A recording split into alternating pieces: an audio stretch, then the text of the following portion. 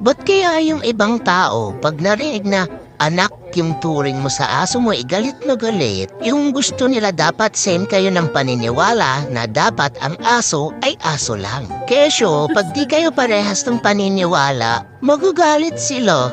Lo, sino ba kasi nanakit sa inyo? Sino? Hey, kidding aside, wala kaming pate kung ganyan yung tingin nyo sa amin. Huwag nyo lang ipagduldulan sa fur parents namin yung balansan yung mindset. Kasi di naman kayo gumagastos sa pangangailangan namin. Sino ka ba? Uy, ganito talaga pag masaya. Di pumapapel sa buhay ng iba.